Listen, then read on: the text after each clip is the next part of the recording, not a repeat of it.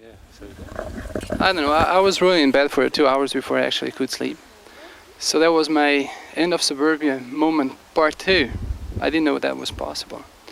I was wondering how you actually felt when you get out, because I saw you there. like you say, I've already had one end of suburbia moment, and I thought I'd finished with them really. And I think that her analysis and how she brought all those things together was very, very powerful. There wasn't actually anything there I hadn't encountered before, and there wasn't anything there that I didn't know on a kind of on a mental level. But I think the way that she put it all together was very, very powerful. Quite often the responses to that kind of thing tend to be very much, and I noticed it in myself. There was the response that were kind of me and mine, and that kind of a closing kind of response. Yeah? And for me, the whole thing with transition from the start has been that it's a compassionate response, and it's a response which is based on the understanding that either we all do it or none of us do it. You know, I don't know. And people who say, "Well, I've got a cave in the mountains full of baked beans." I don't want to live in a cave in the mountains full of baked. You want to go? That's fine. I'd rather think, you know. So I found it very, very, very hard, and I don't quite know what I do with it, but other than what we're already doing, I suppose. Because actually, ultimately, either it's about, well, do I buy gold or do I buy guilt? Is the response, or you do what she came to at the end of saying, well, it's about being where you are and reconnecting with people, and starting to put in place that kind of infrastructure, and reconnecting and all the stuff that Transition's already promoting. But I think what she brought was a very, very compelling sense of urgency. I've been reading her work for 3 or 4 years. She and another person have the blog, The Automatic Earth. So when I started to explore all of this, and I had my end of suburbia moment, what I really noticed was that moment was about fear. So I decided to stay with that feeling of fear and think, where does this fear come from? Because fear is enormously powerful as a source of energy. And what I noticed was it comes from a desire to create security, not now, but in the future. And why am I living my life in the future then? Why am I afraid of what the future will bring? It has to be because I don't feel safe and supported and connected in some way. So for me, what that enabled me to do was to explore my relationship with money and what money was giving me, and to think, why do I need to get those feelings of safety or security from money? Can I ever get them from money, really? Or won't I just end up wanting more and more and more? So it sent me on a journey away from thinking about, what do I do with what money I have? Do I put it into this thing or that thing, a house or land or an investment, into thinking, what do I do with my life?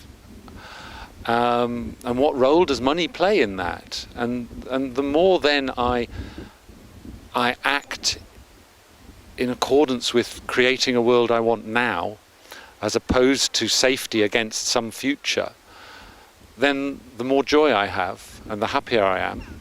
And the more I am able to be scared and feel scared and then get on and do things. So for me, I think it's great that someone like Stoneleigh comes along and provides an analysis so that we can think about how to react appropriately. But if that reaction is, oh, I should invest in gold, that to me is deeply inappropriate, because gold is a metal. It can't feed anyone. It can't make anyone happy. If that reaction is, I should invest in some other abstract thing, well then, how do I take money if I have it and invest it in a community, in something that can help a community? And that might be, in this country, can help a community provide its own energy. In another country, it might be help a community provide sufficient food in a sustainable way. So those of us who have money, we never have money because of what we've done ourselves. We have money because what our ancestors did, particularly in this country, what our ancestors did to people around the world. Every penny we have in Britain comes because of what we did as an imperial nation to other countries. So the least we can do is think, how do we now take our money and use it for communities? I think that sometimes the response there when you sit looking at is like I said, it tends to become a very personal reaction. And actually, what does this mean for my family and my house and my mortgage and so on and so on? But actually, if the interest rate goes up to 10% in this country, and then actually that's about 90% of people on my street are going to be in the same situation. And actually, I was saying to Peter yesterday, I watched Michael Moore's film, Capitalism, A Love Story, just before I came here. And he has some fantastic stories in there about streets where the banks had been foreclosing on the streets and they'd been throwing families out of their house. And then the street just said, we've had enough of this. And they actually opened all the houses back up again and put the families back in their house. And the sheriff turned up to throw them out. And they said, no, we're not having that. And the sheriff said, hey, I live in this town. I'm not throwing people out. I'm not working for the banks. This isn't happening. And I think we'll see a lot of that. But actually, that's only going to work if the community networks have been made first and if the people know each other. And so it actually feels to me, as we enter times of uncertainty, I'd much, much rather have good relationships with my neighbours, good community networks, all the stuff that transition builds, than gold and gilts and bonds, really. One of the lessons from history over and over again is that when communities are faced with catastrophe, although sometimes they respond in a negative, scared, aggressive way, usually the way communities respond to catastrophe is to reach out to each other and support each other.